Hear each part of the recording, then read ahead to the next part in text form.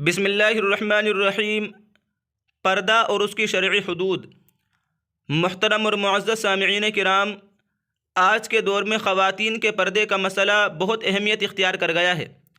جس پر طویل گفتگو اور بحث ہوتی رہتی ہے۔ لہذا اس مسئلے کا جو خلاصہ اور جو لب لباب ہے وہ یہاں پیش کرنا مناسب معلوم ہوتا ہے۔ شرعی پردے کے 3 درجے ہیں۔ اس رسالے میں طویل بحث کے بعد جس نتیجے پر پہنچے ہیں اس کا خلاصہ یہ ہے کہ شرعی پردہ جس کا قرآن و سنت میں حکم دیا گیا ہے اس کے 3 درجے ہیں: اعلیٰ درجہ، متوسط درجہ اور ادنیٰ درجہ، اور ہر درجہ پردے اور سطر کے لحاظ سے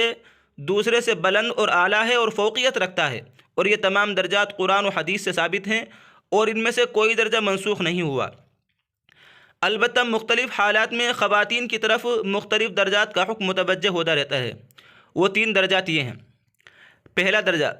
خواتین کا اپنے جسم کو گھر کی 4 دیواری یا پردے یا ہودج وغیرہ میں اس طرح چھپانا کہ ان کی ذات اور ان کے لباس اور ان کی ظاہری اور چھپی زینت کا کوئی حصہ اور ان کے جسم کا کوئی حصہ، چہرہ اور ہتھیلیاں وغیرہ کسی اجنبی مرد کو نظر نہ آئے۔ یعنی پورے طور پر گھر کے اندر رہنا اور گھر میں رہتے ہوئے بھی پردہ کے ساتھ رہنا،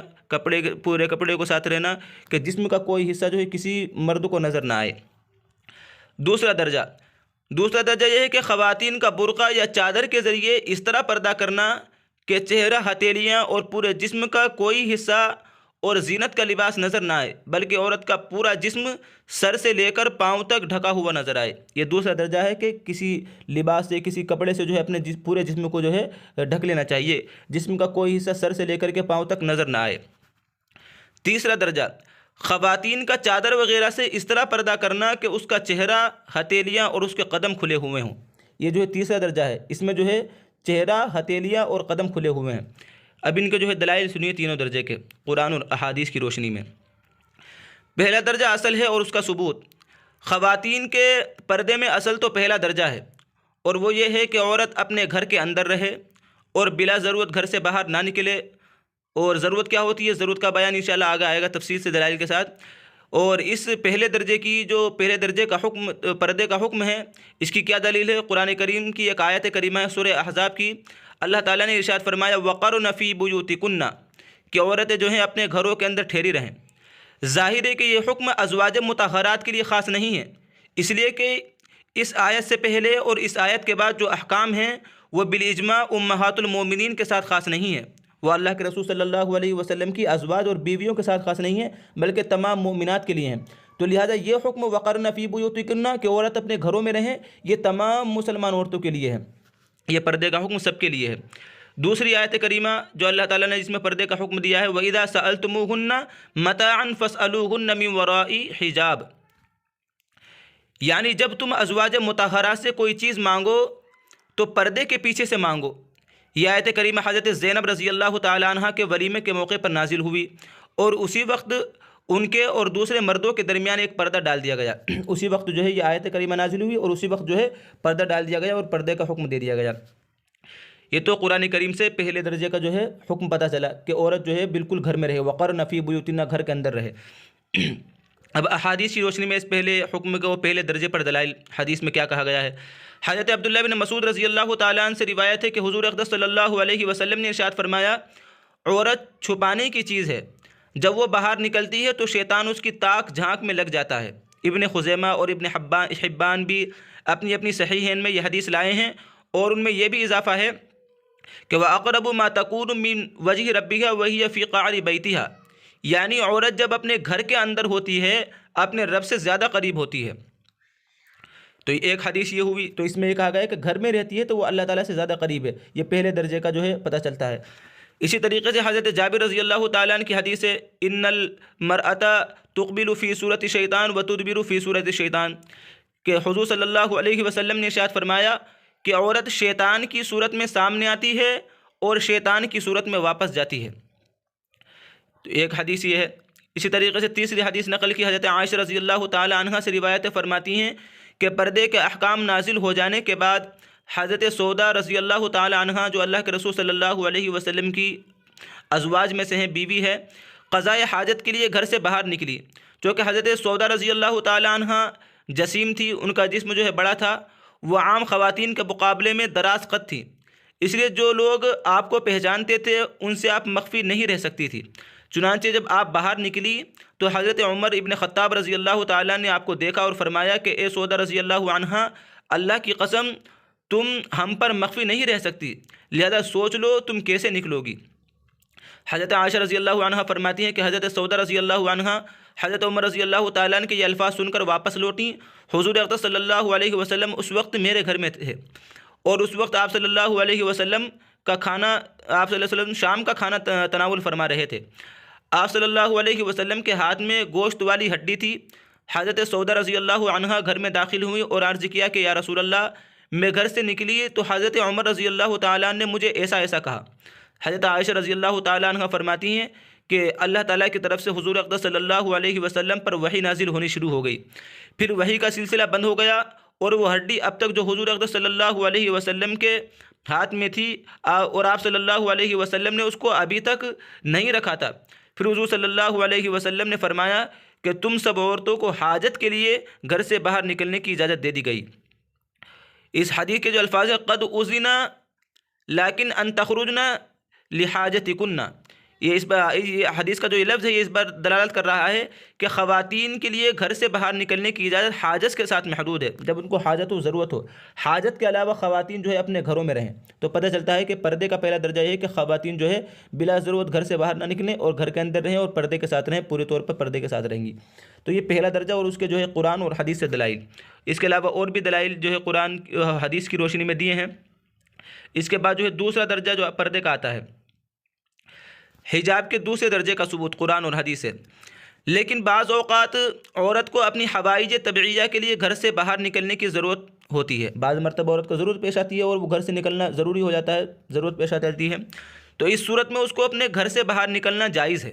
بشرطے کہ وہ برقعے سے یا چادر سے اپنے آپ کو اس طرح چھپا لے کہ اس کے بدن کا کوئی حصہ ظاہر نہ ہو۔ یہ حجاب کا دوسرا درجہ ہے۔ حجاب کا یہ دوسرا درجہ بھی قرآن سے ثابت ہے۔ قرآن کریم میں اللہ تعالیٰ کا ارشاد ہے یا ایھا النبی قل لازواجک و بناتک و نساء المؤمنین یدنین علیہن من جلابیبہن، اے نبی صلی اللہ علیہ وسلم، آپ اپنی ازواج مطہرات سے اور اپنی بیٹیوں سے اور دوسرے مسلمان عورتوں سے کہہ دیجئے کہ اپنے اوپر چادر لٹکا لیا کریں۔ ظاہر ہے کہ عورت کے اوپر چادر لٹکانے سے یہ مقصود ہے کہ اس کا پورا بدن حتیٰ کہ اس کا چہرہ بھی چھپ جائے، اور حضرت عبداللہ ابن عباس رضی اللہ تعالی عنہما کی روایت ہے کہ مطابق جلباب اس چادر کو کہا جاتا ہے جو اوپر سے لے کر کے نیچے تک پورے جسم کو چھپا لے۔ اور امام ابن حزم رحمۃ اللہ علیہ اپنی کتاب المحلہ میں فرماتے ہیں والجلباب، یہ تعریف کرتے ہیں جلباب کسے کہتے ہیں، کہ وہ لغت عرب جس میں حضور اقدس صلی اللہ علیہ وسلم مخاطب ہوئے ہیں، اس لغت میں جلباب اس چادر کو کہا جاتا ہے جو پورے بدن کو چھپا لے، نہ کہ وہ چادر جو بعض جسم کو چھپا لے۔ تو دیکھیے اس آیت کریمہ میں جو ہے دوسرے حکم، جو پردے کا جو دوسرا درجہ ہے اس کا پتہ چلتا ہے کہ عورت جو ہے ضرورت کے وقت جو ہے گھر سے نکل سکتی ہے، لیکن جو نکلے وہ پورے پردے کے ساتھ، ایسے پردے کے ساتھ کسی برقعے سے یا کسی چادر سے، کسی بھی کپڑے سے اپنے آپ کو اس طریقے سے چھپا لے کہ سر سے لے کر کے پاؤں تک کا کوئی حصہ جو ہے اس کو کسی دوسرے کو نظر نہ آئے۔ یہ جو ہے قرآن کریم کی انہی آیت سے جو ہے استدلال کیا گیا ہے۔ بہرحال یہ آیت اس پر دلالت کر رہی ہے کہ عورت جب کسی ضرورت سے گھر سے باہر نکلے تو اس کے لیے شرعاً یہ حکم ہے کہ اپنے چہرے کا ستر کر کے نکلے، اپنے چہرے کو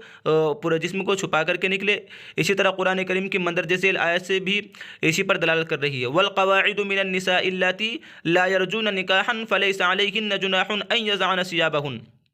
کہ وہ عورتیں جو بیٹھی رہتی ہیں، جو عورتیں زیادہ عمر دراز ہو گئی ہیں، تو ان کے لیے کہا گیا ہے کہ ان پر کوئی حرج نہیں ہے کہ وہ اپنے کپڑوں کو رکھ دیں اور بغیر جو ہے پردے کے نکل سکتی ہیں۔ اس آیت کریمہ میں اللہ تعالیٰ نے بوڑھی عورتوں کو اس بات کی اجازت دی ہے کہ وہ اپنے کپڑے اتار دے۔ ظاہر ہے کہ اس آیت میں وضع ثیاب کپڑے اتارنے سے جسم کے تمام کپڑے اتارنا مراد نہیں ہے، بلکہ وضع ثیاب سے مراد وضع جلباب اور وضع ردا، یعنی اپنے اوپر اور ظاہری کپڑے اتارنا مراد ہے، جس کے اتارنے کے نتیجے میں کشف عورت نہ ہو، شطر جو ہے نہ کھلے۔ اسی وجہ سے حضرت عبداللہ ابن مسعود رضی اللہ تعالیٰ نے اس آیت میں آنے والے لفظ ثیاب کی تفسیر جلباب اور ردا سے کی ہے کہ وہ جو ہے اپنے جلباب، اپنی چادروں کو جو ہے اتار کر کے رکھ دے۔ تو یہ ان عورتوں کے لیے ہے جو زیادہ عمر دراز ہے اور ان کے جو ہے بوڑھی ہو گئی ہیں، تو صرف ان عورتوں کے ساتھ خاص ہے جن کو آئندہ نکاح کی امید نہیں ہے۔ لیکن جہاں تک جوان عورتوں کا تعلق ہے تو ان کے لیے اجانب کے ساتھ جلباب اتارنا اور اپنا چہرہ کھولنا جائز نہیں ہے۔ اسی طریقے سے صحابیات اور ان کا پردہ اور ان کا جو ہے کیا معمول تھا، اس کے بارے میں احادیث سے انہوں نے دلیل پیش کی ہے۔ احادیث سے یہ ظاہر ہوتا ہے کہ حضرت صحابیات رضی اللہ عنہن بھی جب کسی ضرورت سے باہر نکلتی تھی تو جلباب اور ردا یعنی چادر وغیرہ سے مستور ہو کر نکلتی تھی، اور اجانب کے سامنے اپنے چہرے نہیں کھولتی تھی۔ چنانچہ بہت ساری احادیث انہوں نے پیش کی ہیں۔ ایک حدیث میں ہے کہ حضرت قیس بن شماس رضی اللہ تعالیٰ روایت کرتے ہیں کہ ایک خاتون جن کو ام خلاد کہا جاتا تھا، حضور اقدس صلی اللہ علیہ وسلم کی خدمت میں اس طرح حاضر ہوئیں کہ ان کے چہرے پر نقاب تھا، اور آ کر اپنے مقتول بیٹے کے بارے میں حضور اقدس صلی اللہ علیہ وسلم سے سوال کرنے لگی۔ حضور کے صحابہ میں سے کسی صحابی نے ان خاتون سے کہا کہ تم اپنے مقتول بیٹے کے بارے میں پوچھنے آئی ہو، اس کے باوجود تم نے اپنے چہرے پر نقاب ڈالا ہوا ہے، یعنی پریشانی اس کے باوجود بھی تم نے پردہ کیا ہوا ہے، چہرے پر نقاب ڈالا ہوا ہے۔ ان خواتون نے جواب دیا کہ اگر میرے بیٹے پر مصیبت آئی ہے تو میری حیا پر تو مصیبت نہیں آئی۔ اس کے بعد حضور اقدس صلی اللہ علیہ وسلم نے فرمایا کہ اس کو 2 شہیدوں کا اجر ملے گا۔ ان خاتون نے پھر سوال کیا کہ یا رسول اللہ ایسا کیوں؟ جواب میں حضور اقدس صلی اللہ علیہ وسلم نے فرمایا اس لیے کہ اس کو اہل کتاب نے قتل کیا ہے۔ تو بہرحال اس میں یہ بتانا مقصود ہے کہ وہ عورت جو آئی گھر سے باہر نکلی ضرورت کی وجہ سے اللہ کے رسول سے بات کرنے کے لیے، اور اپنا جو ہے چہرہ چھپا کر کے اپنے چہرے پر نقاب ڈال کر کے وہ آئی۔ اس کے علاوہ اور احادیث جو ہے صحابیات کا عمل نقل کیا ہے، اس کو جو ہے آپ حضرات پڑھ سکتے ہیں۔ یہ کتاب میرے پاس موجود ہے، رابطہ کر کے جو ہے اس ویڈیو کے ڈسکرپشن میں جا کر کے رابطہ کر کے یہ مجھ سے حاصل کر سکتے ہیں۔ تو یہ جو ہے ان کا عمل نقل کیا ہے۔ فرماتے ہیں مندرجہ بالا احادیث سے یہ بات واضح ہوتی ہے کہ حضرت صحابیات رضی اللہ عنہا نزول حجاب کے بعد چادر سے اپنے جسم کو ڈھانپنے کا التزام کرتی تھی، اور گھر سے نکلتے وقت اس چادر کو اپنے چہرے پر بھی لٹکا لیا کرتی تھی۔ اور آخری حدیث اس بات پر دلالت کر رہی ہے کہ پردے کا اہتمام دوسرے حالات میں تو مستقل طور پر تھا ہی، حتیٰ کہ حالت احرام میں جبکہ چہرے پر کپڑے کا چھونا شرعاً ممنوع ہے، اس وقت بھی چہرے کا پردے کا اہتمام فرماتی تھی۔ تو 2 درجے ہوئے پردے کے، ایک تو یہ کہ گھر کے اندر رہے اور کسی طریقے سے جو ہے نہ نکلے اور اپنے جسم کو جو ہے چھپا کر کے رکھے۔ دوسرا درجہ یہ کہ ضرورت کے وقت گھر سے باہر نکلے لیکن اپنے چہرے کو پورے جسم کو جو ہے چھپا کر کے نکلے۔ تیسرا درجہ یہ ہے کہ جب عورت گھر سے باہر نکلے تو اس کا پورا بدن سر سے لے کر پاؤں تک ڈھکا ہوا ہو، البتہ ضرورت کے وقت اپنا چہرہ اور ہتھیلیاں کھول دے، بشرطے کہ فتنے سے معمون ہو۔ حجاب کے اس تیسرے درجے پر قرآن کریم کی سورہ نور کی آیت دلالت کرتی ہے۔ چنانچہ اللہ تعالیٰ نے ارشاد فرمایا وَقُلْ لِلْمُؤْمِنَاتِ يَغْضُضْنَ مِنْ أَبْصَارِهِنَّ وَيَحْفَظْنَ فُرُوجَهُنَّ وَلَا يُبْدِينَ زِينَتَهُنَّ إِلَّا مَا ظَهَرَ مِنْهَا، یعنی آپ صلی اللہ علیہ وسلم مسلمان عورتوں سے کہہ دیجئے کہ وہ اپنی نگاہیں نیچی رکھے اور اپنی شرمگاہوں کی حفاظت کرے اور اپنی زینت کو ظاہر نہ کرے مگر جو اس میں کھلی چیز ہے۔ اب جو اس میں کھلی چیز کہا گیا، ما ظہر منہا کہا گیا، اس کی تفسیر میں مفسرین کا اختلاف ہے۔ حضرت عبداللہ بن عباس، حضرت عبداللہ بن عمر رضی اللہ عنہم اور حضرت عائشہ رضی اللہ تعالیٰ عنہ سے مروی ہے کہ ان حضرات نے ما ظہر کی تفسیر وجہ اور کفین سے کی ہے، یعنی جو ظاہر ہو یعنی ہتھیلی اور چہرہ جو ہے کھول سکتی ہیں، اس کھولنے کی جو ہے اجازت ہے۔ البتہ حضرت عبداللہ بن مسعود رضی اللہ تعالیٰ نے ما ظہر منہا کی تفسیر چادر اور جلباب سے کی ہے۔ اور بھی بہت سارے صحابہ کرام اور تابعین کا اقوال نقل کیے ہیں، وہ کہتے ہیں کہ اس سے مراد جو ہے چہرہ اور ہتھیلیاں کھول سکتی ہیں۔ اب جو ہے احادیث سے جو ہے صحابیات کا عمل نقل کرتے ہیں۔ چنانچہ فرمایا کہ حضرت عائشہ صدیقہ رضی اللہ تعالی عنہ سے روایت ہے کہ ایک مرتبہ اسماء بنت ابی بکر رضی اللہ عنہ حضور اقدس صلی اللہ علیہ وسلم کے پاس اس طرح آئیں کہ ان کے اوپر باریک کپڑے تھے۔ حضور اقدس صلی اللہ علیہ وسلم نے ان سے اعراض کیا اور ان سے مخاطب ہو کر فرمایا کہ اے اسماء، جب عورت بالغ ہو جائے تو یہ مناسب نہیں کہ اس کے جسم کا کوئی حصہ نظر آئے سوائے اس کے اور اس کے، اور آپ صلی اللہ علیہ وسلم نے